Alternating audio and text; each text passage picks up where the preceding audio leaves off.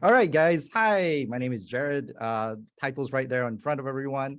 That's wrong. Okay, that went wrong. Okay, so yeah, my name is Jared. I'm a games designer by profession, and I love the craft of games. I love how people perceive and appreciate and discuss games, and similarly, how designers can approach games themselves.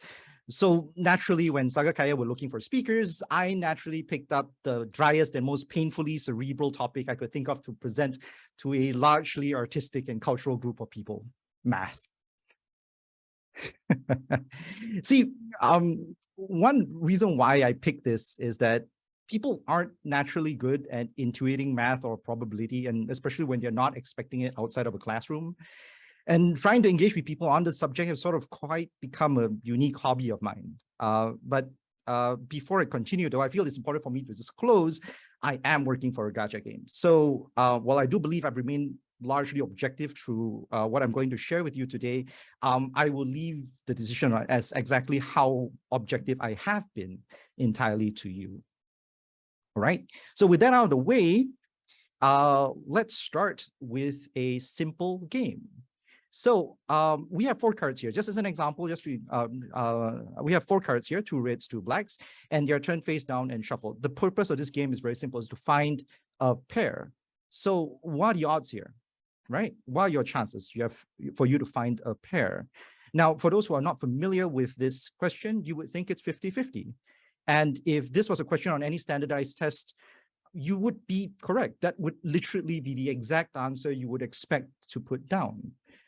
However, if you are a game designer and if you're familiar with this question at all, that's not how this game would ever be played. In practice, most would pick up one card first and then the other. The first card you pick effectively determines the card you need to find to win. It's twin. So in effect, your chances are actually only 1/3, much lower than that 50-50 that you originally thought.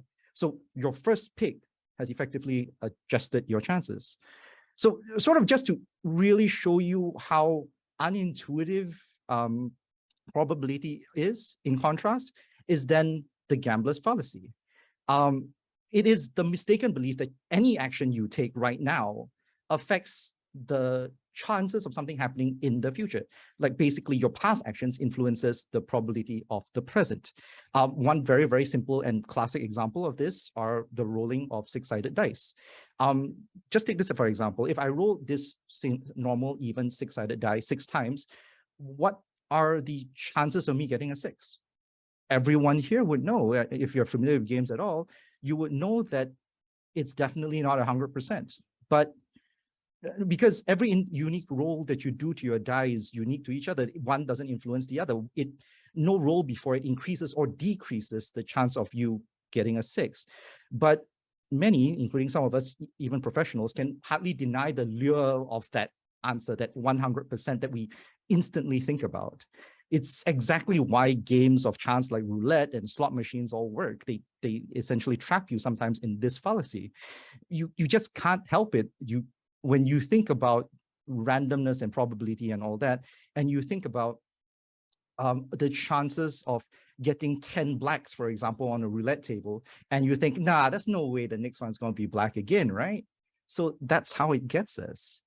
So strangely enough, ironically, gacha games will become a massive poster child for gambling elements in games, are mostly free from this fallacy nowadays, at least in its primary monetization. It's not to say that they don't encourage spending, mind you. I want to be absolutely clear about it. They do.